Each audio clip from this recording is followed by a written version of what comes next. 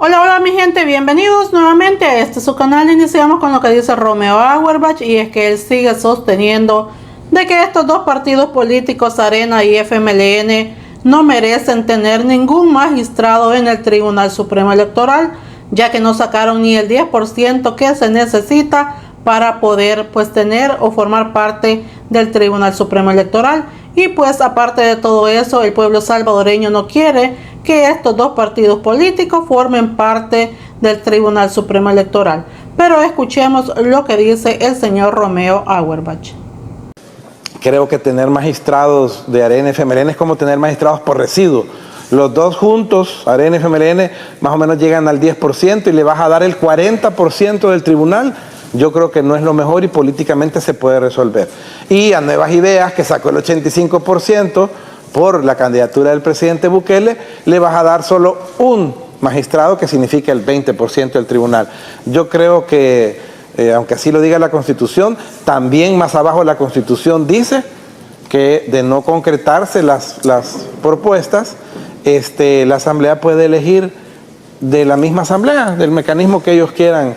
Pueden hacer un llamamiento a los que reúnan los requisitos y que les interese ser magistrados, pueden proponer los grupos parlamentarios, pero sí se puede. Hay una forma que la misma Constitución te la da, se ocupó en el pasado ya con el magistrado, en paz descanse, Julio Moreno Niños, y creo que se puede hacer. Porque aquí la clave es que si empiezan a hablar que si reúne el perfil o los requisitos, sí, está bien que tengan conocimiento electoral, pero no creo que la gente quiera meter, por ejemplo, en la terna de Arena, Vaselín Alaví. Ya fue magistrado suplente por Arena, hace poco era del COENA, de la cúpula de Arena, o sea, ni siquiera es una vinculación indirecta, una vinculación material, es una vinculación directa. Sabemos que él es de Arena y es una persona que yo logré tener las capturas de pantalla porque luego Selim, pues como es bien tramposo, lo borró, pero yo tengo las capturas de pantalla donde él ha dicho que el presidente Nayib Bukele es un dictador. Entonces, si los diputados de Nuevas Ideas quieren levantar la mano para poner de magistrado a alguien que les ha ofendido a nuestro presidente, ya no depende de mí. Esa es mi opinión como Romeo Auerbach, como un analista, como experto en la materia electoral. La mayoría de los salvadoreños saben lo que es vivir entre criminales, entre pandilleros y lo que sufrieron. Eso dice José Valdés, no como algunas analistas que andan diciendo de que nunca se toparon con los pandilleros, pero la mayoría del pueblo salvadoreño asegura que saben en carne propia lo que es vivir, como digo, alrededor de estos criminales, y es por eso que valoran y destacan el excelente trabajo y el cambio en materia de seguridad que ha logrado el presidente Bukele. Escuchemos lo que dice. O decir propaganda, son malas palabras, porque y la política no es mala, quienes son malos son algunos políticos que la ejercen. La política al final del día es un ejercicio filosófico, es un ejercicio de razonamiento, es un ejercicio de lógica, de sentido común, de convivir. Y yo siempre ponía, cuando empezó a darse el tema de la oposición, cuando decían la dictadura y todo lo demás, hoy lo puedo contar más en confianza, pero yo le decía a mis amigos, mira, pero si es que cuando vos sos pequeño, vos vivías en una dictadura. Aquí en esta casa, mientras vivas bajo el techo que yo pago, se hace lo que yo diga. Pero llega un punto en el que después es una democracia. ¿Verdad? Vaya, ¿quién va a primero? ¿Quién se va a duchar primero? ¿Verdad? Va primero aquel, después aquel que tiene que ir a trabajar. Y el carro, ¿verdad? Entonces aquel lo vas a ir a dejar, etcétera. ¿verdad? Yo luego paso por ustedes y todo lo demás. Y de una forma u otra, estás haciendo política ahí. Entonces, obviamente, luego hay una ponderancia, ¿verdad? O sea, el que menos aporta, el que menos hace, hasta a veces hasta tiene dentro de su casa hasta menos derecho de hablar. Obviamente el que aporta, el que paga los recibos, el que etcétera, es el que más derecho tiene. Luego hay otra clase de consensos, pero desde ahí estás haciendo política. Entonces, la política no es mala al final del día. El problema es que quienes la ejercen a veces tienden a abusar de ese poder que han tenido o que tienen, y se dan los fenómenos que hemos vivido históricamente en América Latina. Por eso cuando el presidente sale y dice, miren, hemos vivido 200 años, y no es exagerar, o sea, de verdad que no es un eslogan, no es que como 200 años sin libertad, no, pero yo me he sentido con libertad.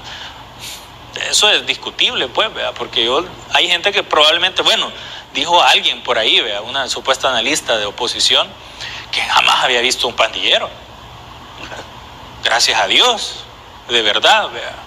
Porque quienes sí vivimos, quienes sí estuvimos ahí, quienes estuvimos en la calle, quienes nos encontramos incluso en medio de balacera, quienes vimos cosas que la gente ni quiere recordar, sabemos perfectamente el país en el que la mayoría de salvadoreños vivíamos.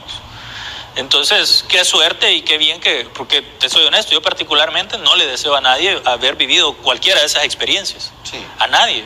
Por muy de oposición que sea y por muy visceral que sea y por muy que en contra de lo que esté sucediendo ahora sea, si en su vida no se encontró a un pandillero, gracias a Dios, qué bueno, que no tuvo que pasar por esa experiencia. Pero la política al final del día nos ayuda a poder hacer este tipo de transformaciones tan grandes y es un deber de todos como salvadoreños. Lastimosamente, pues las clases políticas en Latinoamérica siguen arraigadas a esos viejos modelos y por eso es que las poblaciones dicen, bueno, no, pero si es que lo que está haciendo Bukele en El Salvador es lo que se debería hacer aquí, porque es el sentido común. El presidente se dedica mucho a pensar y es lo que realmente es lo que se le ha elegido. Luego tiene a los ministros para que ejecuten y tiene pues a los presidentes de autónomas para que ejecuten y ellos a su vez tienen a sus subordinados, a sus colaboradores para que ejecuten. Pero el deber principal del presidente es pensar. Y a veces son ejercicios que ni siquiera nosotros como particulares hacemos, ¿verdad? No, hay gente que sí lo hace, pero la gran mayoría no, ¿verdad? Que pongas tu sueldo sobre la mesa, ¿y qué voy a hacer? No, esta parte va a ser para inversión, esta parte va a ser para gasto, etcétera. Voy a invertir en esto, voy a invertir acá, como se está haciendo ahora en el país. Entonces son ejercicios filosóficos que es realmente la naturaleza de la política. La política al final es una rama de la filosofía como tal. Entonces, ahora El Salvador sí tiene a alguien, y ahí es donde viene la gente y dice, pero es que el nivel de inteligencia, el nivel de astucia del presidente, bueno, vimos cómo logró salir avante de todos los inconvenientes que le puso Arena y el FMLN, incluso antes de que él lograra inscribirse. O sea, lo difícil que le fue a Nuevas Ideas inscribirse, lo difícil que le fue a él inscribirse y llegar a candidato a la presidencia, lo difícil que le fue gobernar luego. Ahora, por todo el trabajo que ha hecho, pues disfruta de una asamblea legislativa con una amplia mayoría, disfruta de esos altos niveles de aceptación, no solo en El Salvador, sino que afuera, fruto netamente del trabajo, exclusivamente del trabajo. Entonces, las clases políticas en Latinoamérica, yo sé que muchos de ellos no les gusta hablar de Nayib Bukele. Algunos políticos sí logran salir y dicen, no, hay que hacer y replicar lo bueno que está haciendo, pero son pocos. Si vos sacás el total de alcaldes, de diputados, de presidentes que hay en toda América Latina, los que apoyan al presidente o tratan de imitar lo que él hace son pocos, son muy pocos. Entonces, y hay otros que sin decirlo implícitamente terminan haciendo lo mismo. ¿Verdad? El caso, por ejemplo, de Boric en Chile, que hace poco salió ya, no, hoy sí vamos a ir con mano dura con los delincuentes. Le tocó al final, pues, porque la gente exigía seguridad, se le estaba saliendo de las manos y él mismo, y su gente dijo, mira, aquí de verdad que hay que hacer esto, ¿verdad?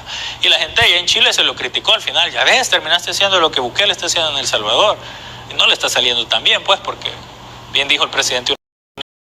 Tania Pastor considera positiva, pues, la iniciativa de invertir en los dos puertos, Acajutla y el puerto de la Unión, y bueno, asegura que en el pasado los gobiernos anteriores este tipo de proyectos eran los que aprovechaban para beneficiarse a sí mismos. Escuchemos.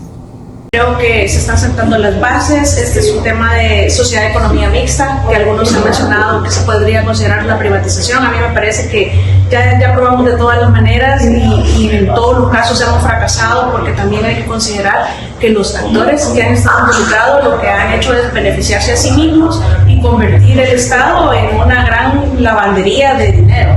Entonces, si eso es lo que tenemos por experiencia, lo que hay que estar es vigilantes como Corte de Cuentas, como Fiscalía General de la República, como todos los entes contralores, que eso no se replique, ¿verdad? Si ya tenemos la experiencia, pues hay que cuidar que esto no se vuelva a repetir.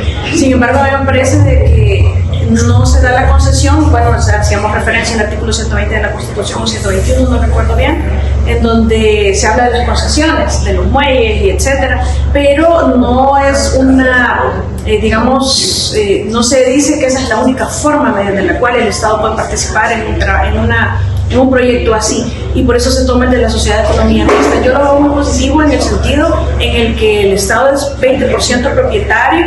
Obviamente una empresa no va a venir a invertir de gratis y solo a perder, porque pues, obviamente el puerto de la Unión Centroamericana versus el puerto de Acapulco, hay una disparidad evidente de la que se va a hacer cargo la misma empresa, con el Estado como su socio, prácticamente es eso, pero también el Estado yo creo que no va a ir a invertir o a poner, a entregar algo que no va a ser exitoso o que no se proyecta. Para eso tiene que haber ya un estudio previo. Han pasado 2 años de conversaciones desde que el presidente Bukele viajó a Turquía a tener estos acercamientos.